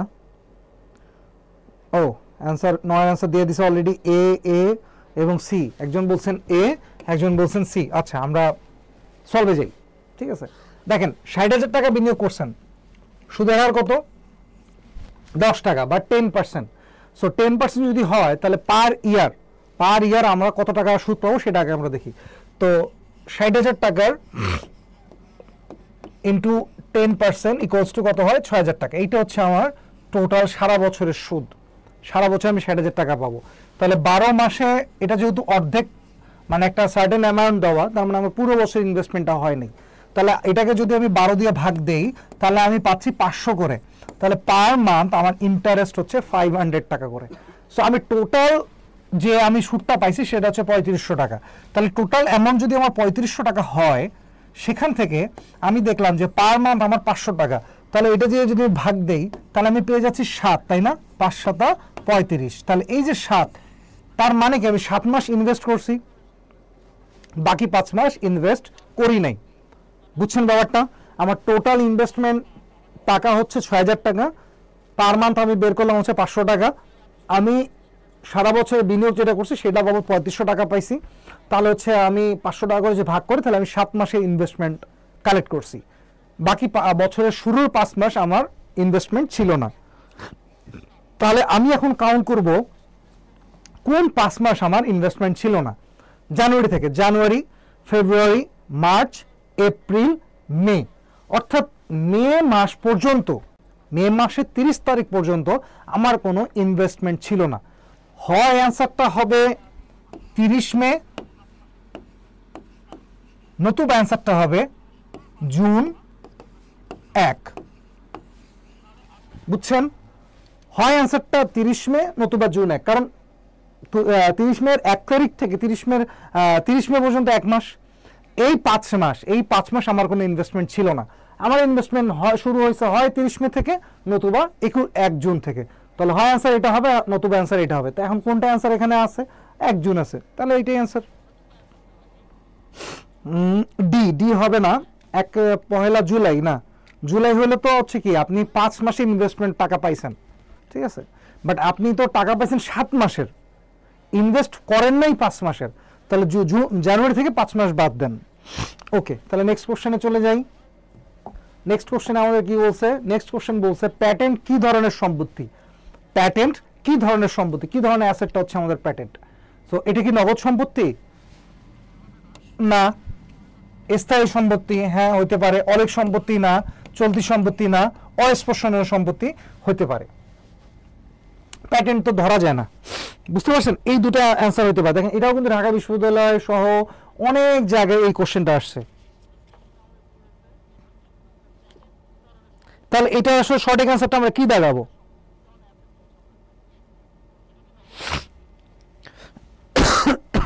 এইটার অ্যান্সার কিন্তু স্থায়ী সম্পত্তি, প্যাটেন্টটা কিন্তু স্থায়ী সম্পত্তি এবং প্যাটেন্টটা কি আবার অস্পর্শনীয় সম্পত্তি। বাট যেহেতু প্যাটেন্ট বলে দিচ্ছে, মানে স্থায়ী সম্পত্তির আবার কয়টা ভাগ আছে? স্থায়ী সম্পত্তির হচ্ছে ভাগ হচ্ছে কি অস্পর্শনীয়, এই অস্পর্শনীয় সম্পদ, তারপর স্পর্শনীয় সম্পদ, বাস্তব সম্পদ, অবাস্তব সম্পদ। সো এই স্থায়ী সম্পত্তির ভিতরেই আবার এগুলো ভাগ করে দেওয়া আছে। তো যখন স্পেসিফিক করে বলে দিবে, অর্থাৎ একদম নিচেরটা বলে দিবে, তখন এই উপরেরটা না বললেও হয়, ঠিক আছে? আপনি যদি অস্পর্শনীয় সম্পত্তি বুঝতে পারতেছেন তাহলে আপনি ডেফিনেটলি জানেন এটা স্থায়ী সম্পত্তি। কিন্তু স্থায়ী সম্পত্তি হলেই যে সেটা অস্থায়ী সম্পত্তি মানে অস্পর্শনীয় হইতে হবে তা কিন্তু না। স্থায়ী সম্পত্তি স্পর্শনীয় হইতে পারে, অস্পর্শনীয় হইতে পারে। তো যেহেতু এখানে অস্পর্শনীয় সম্পত্তির কথা বলে দেওয়া হয়েছে, তখন আমরা অ্যান্সারটা করবো এটা ই। বুঝতে পারছেন? কোশ্চেন আসলে এভাবে অ্যান্সার করতে হয়। আমরা সবসময় বলি choose the best answer, not right answer. Right answer কিন্তু এটাও, কিন্তু এটাকে আপনি দাগাইতে পারছেন? পারছেন না। আপনাকে দাগাইতে হবে অপশন ই, কারণ যেটা বললাম স্থায়ী সম্পত্তির ভিতরে আরো কিছু ক্লাসিফিকেশন আছে। ফিক্সড অ্যাসেট, বা tangible asset, intangible asset, factitious asset. Factitious অ্যাসেটও কিন্তু স্থায়ী সম্পত্তির ভিতরেই পড়ে। সো এই জন্যই আমরা এইটার অ্যান্সার কি দেয়? 5-এর অ্যান্সার হচ্ছে, মানে 11 অ্যান্সার হচ্ছে দা ই। আচ্ছা, এরপরে কোশ্চেনে চলে যাই। এটাও একটা ম্যাথ। আচ্ছা, খুব দ্রুত এটা অ্যান্সার করবেন। দায়ের পরিমাণটা বের করবেন। দায়ের পরিমাণটা কত? দায়ের পরিমাণটা বের করেন। কোশ্চেন নাম্বার 12, দায়ের পরিমাণটা কি? দায়ের পরিমাণটা কত হবে সেটা একটু বের করেন। বলা হচ্ছে দালান কোঠা 9 লক্ষ টাকা, আসবাবপত্র 4 লক্ষ টাকা, মজুত পণ্য 1,15,000 টাকা, প্রাপ্য বিল 20,000 টাকা, প্রদেয় বিল 1 লক্ষ টাকা, অগ্রিম প্রদত্ত খরচ হচ্ছে 50,000 টাকা, বকেয়া বেতন 60,000 টাকা, অনুপার্জিত আয় 80,000 টাকা, ব্যাংক ঋণ 2 লক্ষ টাকা, অগ্র প্রদত্ত সুদ হচ্ছে 10,000 টাকা। অগ্রিম ভাড়া প্রাপ্তি যদি 20,000 টাকা হয়, তাহলে ওই বছরের জন্য আমার টোটাল দায়টা কত? একটি কারবারের দায়ের পরিমাণ কত? আচ্ছা দেখেন তো, এক্ষেত্রে আমরা কোন কোনগুলোকে যোগ করব? দায় আমার কি?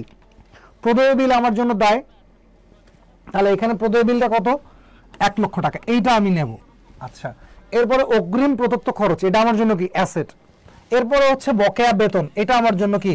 দায়, তাই না? তারপর হচ্ছে অনুপার্জিত আয়, এটা হচ্ছে আমার জন্য দায়। এরপরে বলছে 2 লক্ষ টাকা আমার ব্যাংক ঋণ, এটাও আমার জন্য দায়। অপ্রদত্ত সুদ, অগ্র না কিন্তু, অপ্রদত্ত সুদ অর্থাৎ বকেয়া সুদ, এটাও আমার জন্য দায়। এবার বলছে অগ্রিম ভাড়া প্রাপ্তি, অগ্রিম ভাড়া প্রাপ্তি সেটা আমার জন্য কি দায়। তো মোটামুটি এই জিনিসগুলোকে যোগ করলে আমি টোটাল আমার যে লাইবিলিটিস সেটা আমি পেয়ে যাব 1 লক্ষ যোগ 60,000 যোগ 80,000 যোগ 20,000 যোগ 10,000 যোগ 20,000, এটা যোগ করলে আমি আনসারটা পাচ্ছি হচ্ছে কত 4,70,000 টাকা। তাহলে এটার আনসার কত হবে 4,70,000। আশা করি সবাই বুঝতে পারছেন, এটার আনসার হচ্ছে 4,20,000। আচ্ছা পরের কোশ্চেনটা যাই। পরিচালনগত নগদ প্রবাহ নির্ণয়ের নিচের কোনটি নিট মুনাফা সাথে যোগ করতে হয়? কোনটা নিট মুনাফার সাথে যোগ করতে হয়? পরিচালনা মুনাফা, পরিচালন মুনাফা বাবদ নিচের কোন জিনিসটা আমার নিট মুনাফার সাথে যোগ করতে হয়? এটার আনসার কি হবে বলেন?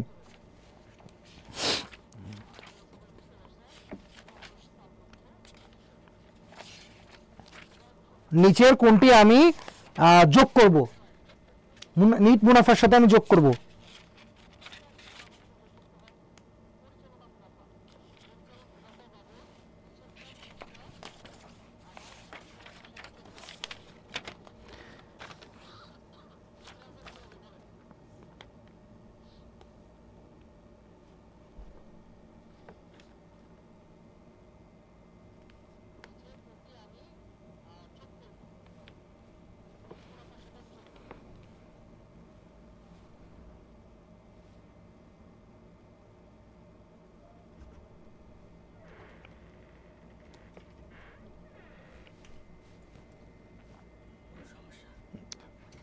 এটার আনসার বলেন, এটার আনসার কি হবে তাহলে? এটা হচ্ছে 2020-21 সালের যে আমাদের কোশ্চেনটা, এটার আনসার কি হবে?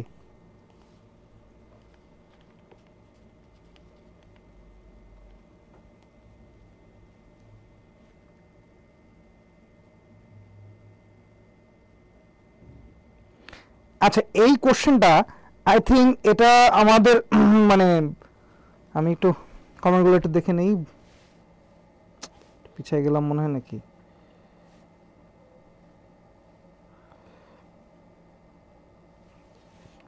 আচ্ছা এটার আনসার কি হবে? 13 আনসার কি বলছেন? বি। আচ্ছা আজকে আমরা সব ডিফিকাল্ট গুলো কোশ্চেন নিয়েছি বুঝছেন, যেগুলোতে আসলে আপনার প্রবলেম ফেস করেন সেই কোশ্চেনগুলো আমরা নিয়েছি। দেখেন এই কোশ্চেনটার অ্যান্সার যদি আপনি করেন, নিট মুনাফা বলতে পরিচালনাগত অপারেটিং যে অ্যাক্টিভিটি, সেই অ্যাক্টিভিটিসের সাথে আমরা কোনগুলো যোগ করব সেটা আমরা দেখব। আচ্ছা আমরা অবচয়টা কি করি বলেন তো? আপনারা অনেকে কি মুখস্থ অ্যান্সার দিচ্ছেন, সবাই বলছেন B B B B B. দেখেন এখানে বলছে যোগ করার কথা, কিন্তু যোগ করতে হয়, যোগ করতে হয় কোনটা? সো অবচয় যে ডিপ্রিসিয়েশন, এটার জন্য কি আমার নগদ টাকা চলে যায়? নগদ টাকা আমার চলে যায় না। সো যেহেতু নগদ টাকা চলে যায় না, সেহেতু এটা আমি কি করি, এটা আমার নগদ প্রবাহের সাথে পরিচালনগত যে ব্যাপারটা সেটার সাথে আমরা যোগ করি, এটার সাথে আমরা যোগ করি। তাহলে অ্যান্সার হচ্ছে এ। এবং হচ্ছে বিনিয়োগ বিক্রয়জনিত মুনাফা। আচ্ছা বিনিয়োগ বিক্রয়জনিত যদি মুনাফা আসে, তাহলে এইটা কি পরিচালনগত নগদ প্রবাহ বিনিয়োগের সাথে যোগ হয়? সে তো বলেই দিছে বিনিয়োগজনিত মুনাফা, বলেই দিছে। তাহলে এইটা কিন্তু আসলে বিয়োগ হবে না, এইটা আসলে যোগ হবে না, এটা হবে বিয়োগ। এর মধ্যে চলতি দায়ের বৃদ্ধি। আচ্ছা চলতি দায় বৃদ্ধি মানেটা কি? নগদ প্রবাহ যাওয়া করেছি আমরা, তার আমরা ভালো করে জানি যেই জিনিসগুলো সাধারণত আমাদের কি করা হয় না, যেই জিনিসগুলো আমাদের কি করা হয় না, আমাদের চলতি দায় মানে কি? আমি টাকা দেই নেই। চলতি দায় মানে হচ্ছে আমি টাকা দেইনি, আমি ওটা বাকিতে ক্রয় করে আনছি। তাহলে যদি বাকিতে ক্রয় করে থাকি, তাহলে আমি যদি কাউকে টাকা না দেই, তাহলে আমার কাছে টাকা রয়ে গেছে, তাহলে সেটা কি হবে? এইটা আমার হচ্ছে, এইটা হচ্ছে আমার কি হবে? এটা হচ্ছে আমার চলতি দায়টা হচ্ছে বৃদ্ধি, মানে আমার ইয়ার সাথে নিট মুনাফার সাথে এটা আমার যোগ হবে, যেহেতু আমার টাকা আমার কাছে চলে যায় নাই। এরপর বলছে চলতি সম্পদের হ্রাস। আচ্ছা চলতি সম্পদের হ্রাস মানে কি? আমার যে কারেন্ট অ্যাসেট বা আমার যে ইনভেন্টরি সেটা আমি বিক্রি করেছি, এটা করার কারণে চলতি সম্পত্তি হ্রাস হয়ে গেছে, তাহলে কি আমার কাছে টাকা আসছে, টাকা আসলে কি হবে? যোগ হবে। তাহলে বেসিক্যালি দেখেন এই কোশ্চেনটার অ্যান্সার হওয়ার কথা ছিল যে নিচের কোনটি যোগ করতে হয় না। ঢাকা বিশ্ববিদ্যালয়ের কোশ্চেন, এই কোশ্চেনটার অ্যান্সারটা ভুল আছে এবং কোশ্চেনটাই মেবি ভুল আছে। কোশ্চেনটা হওয়া উচিত ছিল যে নিচের কোনটি নগদ প্রবাহের সাথে যোগ হয় না। না যদি বলতো তখন আমরা এটা অ্যান্সার দিতাম যে বিনিয়োগ বিক্রয়জনিত মুনাফা, এই টাকাটা অপারেটিং অ্যাক্টিভিটি, এই টাকাটা সাধারণত এখানে আসে না, বুঝতে পারছেন? এই টাকাটা এই জায়গায় আসে না, এই টাকাটা যায় কোথায়? এই টাকাটা মাইনাস হইতো, মানে এখানে আসতো না, এই পরিচালনাগততে আসতো না, এটা যেত অন্য জায়গায়। বুঝছেন কি বোঝেন নাই? তাহলে অ্যান্সার দেখেন এখানে 3টাই সঠিক উত্তর দেওয়া আছে, 3টাই সঠিক উত্তর দেওয়া আছে। তার মানে এটার অ্যান্সার কি? 3টাই সঠিক উত্তর। এটা বাট আনফরচুনেটলি এটা আসলে যাদের সময় এসেছিল আমি জানি না যে তারা আসলে কি দাগাইছিল, বাট যদি জেনুইনলি কেউ এটা করে থাকে বা কেউ যদি বুঝে থাকে তাহলে কিন্তু তারা এটা খুব ইজিলি অ্যান্সার করতে পারবে, যে মানে যদি বুঝে থাকে আর কি, বেসিক যদি ভালো থাকে তাহলে দেখবে 3টাই সঠিক অ্যান্সার। সেক্ষেত্রে কোনো অ্যান্সার এটা না দেওয়াটাই বেটার। ওকে, তারপরে আমরা তাহলে পরের কোশ্চেনটায় চলে যাই।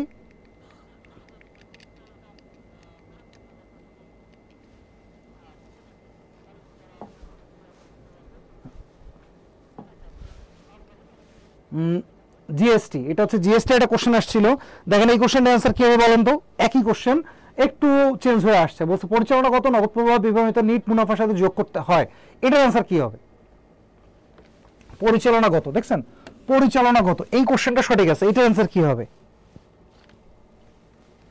এটার অ্যান্সার কি হবে? পরিচালনাগত।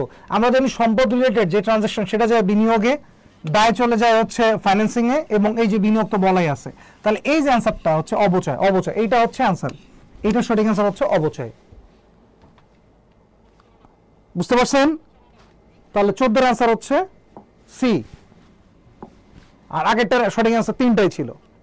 আচ্ছা, এরপরে 15 নম্বরে যে বলা হচ্ছে IAS 7 অনুসারে নগদ প্রবাহ বিবরণী প্রস্তুতের কয়টা অংশ থাকে? এটা বারবার আমরা বলছি। দেখেন এটা কিন্তু আর্থিক বিবরণী, এটা হচ্ছে নগদ প্রবাহ বিবরণী। সো কোশ্চেনটা সলভ করার আগে একটু মাথায় চিন্তা করেন যে আর্থিক বিবরণীর কথা বলছে নাকি আর্থিক বিবরণী একটা পার্ট নগদ প্রবাহ বিবরণী সেটা কথা বলছে। তো আমরা সকলে জানি নগদ প্রবাহ বিবরণী 3টা অংশ, একটা হচ্ছে অপারেটিং অ্যাক্টিভিটিস, একটা হচ্ছে ফাইন্যান্সিং একটা হচ্ছে ইনভেস্টিং অ্যাক্টিভিটিস, আর একটা হচ্ছে ফাইন্যান্সিং অ্যাক্টিভিটিস। ঠিক আছে, FACAOA, operating activities, financial investing activities আর ফাইন্যান্সিয়াল অ্যাক্টিভিটিস, এই 3টা পার্ট থাকে। তাহলে এটার অ্যান্সার কি হবে? 3। এটার অ্যান্সার হচ্ছে 3। আচ্ছা, এরপর আমরা চলে যাই 16 নাম্বার, 16 নাম্বার। 16 নাম্বারে কি বলছে? 16 নম্বরে বলছে আর্থিক প্রবাহ বিবরণী তৈরির প্রধান কারণ কোনটি? কোন কারণে আমরা এই নগদ প্রবাহ বিবরণীটা প্রস্তুত করে থাকি? এটা বলেন তো দেখি। এটাও কিন্তু একটা ইউনিভার্সিটি কোশ্চেন, এইটা এসেছিল হচ্ছে এই কোশ্চেনটা দেখেন, এই কোশ্চেন একটু সলভ করে দেখেন।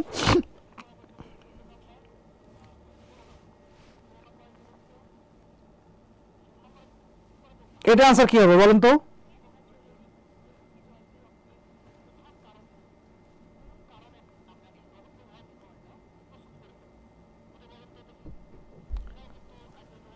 আচ্ছা, এটা আনসার বলেন যে কোম্পানির আইনের সাথে ঐক্যমত্য দেখানোর জন্য, প্রতিষ্ঠানের আর্থিক অবস্থা জানার জন্য, উদ্ধৃত করা নগদের পরিমাণ জানার জন্য এবং নগদের উৎস ও ব্যবহার দেখানোর জন্য।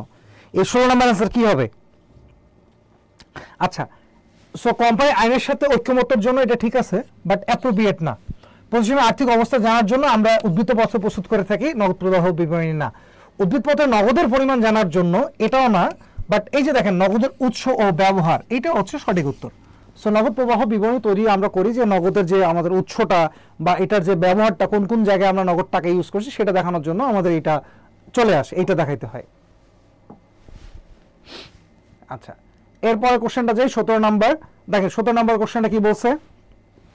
আমরা ক্লাসটা আর অল্প কিছুক্ষণ সময় দেব আর কি, আপনার একটু ফাস্ট অ্যান্সার দিয়ে দিন। আমাদের ক্লাসের সময়টা অনেকটা শেষ, আজকে আমরা ক্লাসটা একটু লেট করে স্টার্ট করেছি। সো এটা একটু আনসার করেন। 17 নাম্বার অ্যান্সারটা কি হবে? এটা একটা ম্যাথ যে পরিচালনা সংক্রান্ত কার্যক্রম হতে নগদ প্রবাহ বিবরণীর কত। আচ্ছা, আগে আমাকে দেখতে হবে পরিচালনা সংক্রান্তের ভিতরে কোন কোনগুলো আসে। আমরা নগদ জমা নিয়েছি কত? 25,000। উক্ত বছর প্রতিষ্ঠানটির নিট আয় ছিল হচ্ছে 30,000 টাকা। সাধারণ শেয়ার ছিল 70,000। লভ্যাংশ প্রদান বাবদ গেছে আমার 12,000 টাকা। দীর্ঘমেয়াদী ঋণপত্র ক্রয় 1,60,000 টাকা। মেশিন বিক্রয় 90,000 টাকা। বিগত বছরের প্রাপ্য হিসাবের যে 10,000 টাকা, চলতি হিসাবে প্রাপ্য হিসাবের যে 28,000 টাকা, অবচয় 10,000 টাকা। যদি এসব হয়ে থাকে তাহলে পরিচালনা সংক্রান্ত আমার ব্যয় কত? এটা একটু আনসার করেন তো।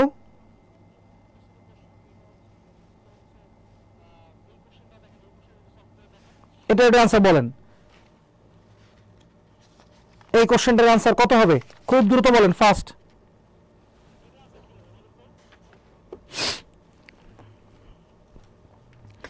আচ্ছা, তার আগে ইম্পর্টেন্ট হচ্ছে আমরা আসলে কোন কোন জিনিসটা নেব। দেখেন তো আমার ওই বছরের আয়টা কত, আয় হচ্ছে 30,000 টাকা, এই 70,000 টাকা নেবো, এটা হচ্ছে আমার ফাইন্যান্সিয়াল অ্যাক্টিভিটিস, লভ্যাংশ প্রদান ফাইন্যান্সিয়াল অ্যাক্টিভিটিস, বিনিয়োগপত্র হচ্ছে কি ইনভেস্টিং অ্যাক্টিভিটিস, মেশিন বিক্রয় ইনভেস্টিং অ্যাক্টিভিটিস, প্রাপ্য হিসাবের জের, তাই না? প্রাপ্য হিসাবের জের এটা কিসের বলেন তো? তারপর চলতি বছরের প্রাপ্য হিসাবের জের 28,000 টাকা, অবচয় 10,000 টাকা। ওকে, তাহলে আর কোনটা কোনটা আমি নেব এখানে? প্রাপ্য হিসাবে বিগত বছর প্রাপ্য হিসাবের জের, এটা কি আসবে? আসবে না। এরপরে কোনটা আসবে? এরপরে হচ্ছে চলতি বছরের প্রাপ্য হিসাবের জের কত টাকা? 28,000 টাকা। আর অবচয় কত? 10,000 টাকা। তার মানে এই তিনটা এলিমেন্ট আমরা পাইলাম। এই তিনটা এলিমেন্ট আমরা কি পাইলাম? যে আমাদের আমরা হচ্ছে এইটার ভিতরে নেব। এখন দেখেন আমাদের নিটায় কত ছিল? নিটা ছিল 30,000 টাকা। এরপরে আমি টাকা দেই নেই কত, আমার কাছ থেকে টাকা চলে যায় নাই কিন্তু 10,000 টাকা। তাহলে এই 10,000 টাকা যোগ হবে। এই টাকাটা কি আমার হাত থেকে গেছে? আমার থেকে যায় নাই। যদি না গিয়ে থাকে তাহলে আমার কাছে আছে টোটাল 40,000 টাকা। আচ্ছা, এরপরে দেখেন, এরপরে বলছে এই যে প্রাপ্য হিসাবের জের, এরপরে কত বলছে?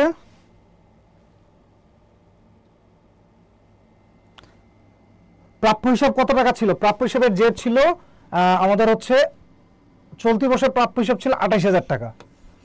আর আগের জেরটা কত হয়েছে? আগের জেরটা কত ছিল? 10,000 টাকা। তাহলে 10,000 টাকা, 28,000 টাকা যদি 10,000 টাকা বাদ দেয় তাহলে আমরা আরো এক্সট্রা পাচ্ছি কত? 8,000 টাকা। তাহলে এই 18,000 টাকা, তাহলে এই 18,000 টাকা আমাদের হাত থেকে চলে গেছে। তাহলে 40,000 টাকা থেকে যদি 18,000 টাকা বাদ দেই, একটু মনে হয় কোথাও ভুল করতেছি নাকি? না, ঠিক আছে। তাহলে 40,000 টাকা থেকে যদি 8,000 টাকা বাদ দেই তাহলে আমাদের কাছে থাকবে হচ্ছে 22,000 টাকা। এই যে আনসার হচ্ছে ডি। তাহলে অ্যান্সারটা কত? অ্যান্সার হচ্ছে ডি। তাহলে নগদান হিসাবে এটার হিসাবে জেডটা কত আসবে? ডি। আচ্ছা, ওকে। সময় অলমোস্ট অনেকটা শেষ হয়ে গেছে। দাঁড়ান, এই লাস্ট এই কোশ্চেনটা আনসার করেন। এটা করেই আমরা আসলে একটু ব্রেকে চলে যাব। ব্রেক বলতে আজকে ক্লাস এখানেই হয়তো ইতি টানতে হবে, অনেক ক্লাসের টাইম আমরা শেষ করে ফেলেছি। তো নিচের কোনটি আয় বিবরণী একটি সীমাবদ্ধ? দেখেন, সীমাবদ্ধ বলতে বোঝাচ্ছে যে আপনি চাইলেও আসলে কোনটা করতে পারেন না, এটা আমাকে একটু বলতে বলছে। বলছে আয় বিবরণী তৈরি করা অত্যন্ত কঠিন কাজ, এটাকে আসলে সত্যি কথা, মানে এটা কি হয়? এটা হয় না। এর বলছে আয় বিবরণী অডিট করা অত্যন্ত জটিল, এটা কি আসলে সীমাবদ্ধতার ভিতরে পড়ে? এটাও পড়ে না। এরপর বলছে কিছু ব্যয় এবং সঞ্চিতি সম্পূর্ণভাবে সঠিকভাবে পরিমাপ করা যায় না। এরপর বলছে শেয়ার হোল্ডার আয়কে বিশ্বাস করে না। আসলে কি সত্যি বিশ্বাস কি করে না? অবশ্যই করে। বাট দ্য থিং ইজ, কিছু ব্যয় এবং সঞ্চিতি সম্পূর্ণভাবে সঠিকভাবে পরিমাপ করা যায় না। কেন করা যায় না? তখন আমরা 5%, 10%, 5% এভাবে ধরে নেই। এই যে আমরা ধরে নিচ্ছি, এর মানে কি এটা আসলে মানে এক্স্যাক্টলি হবে না। এই যে আপনি ধরেন অবচয় 10%, বা ধরে নিলেন যে অবচয় হচ্ছে আমার একটি মেশিনের আয়ুষ্কাল হচ্ছে 5 বছর, 2 বছর পরে নষ্ট হয়ে যেতে পারে, 10 বছরে এই মেশিনারি টিকতে পারে। সো এই জিনিসগুলোই হচ্ছে আর্থিক বিবরণীর বা আয় বিবরণী হচ্ছে সীমাবদ্ধতা। সো আজকে আমরা ক্লাসটা আর আগাচ্ছি না, আমরা ক্লাসটা এখানেই শেষ করছি। ইনশাল্লাহ মঙ্গলবার আবারও সেম টাইম বলতে 8টায় আমাদের দেখা হবে। তো আশা করি ততদিন পর্যন্ত সকলে তোমরা ভালো থাকবেন, আপনারা সবাই ভালো থাকবেন এবং প্রিপারেশনটা খুব ভালো করে নেওয়ার চেষ্টা করেন। দেশের অবস্থা যেই যেমনটা হোক না কেন, আশা করা যায় ঢাকা বিশ্ববিদ্যালয় যেহেতু সময় টাইম দিয়েছে, সো জাস্ট টাইমিং এক্সামটা হয়ে যাবে। সো ইনশাল্লাহ আমাদের ঢাকা বিশ্ববিদ্যালয় এক্সামের আগে আগে আমাদের যে সিলেবাসটা সেটাও শেষ হয়ে যাবে। সো একটু লাস্ট মোমেন্টগুলোতে জন্য একটু ভালো করে পড়াশোনা করেন, ইনশাল্লাহ ভালো কিছু হবে। তো এই কামনায় আপনারা সবাই ভালো থাকেন, সুস্থ থাকেন। আজকের ক্লাসটা এখানে শেষ করছি। আল্লাহ হাফেজ।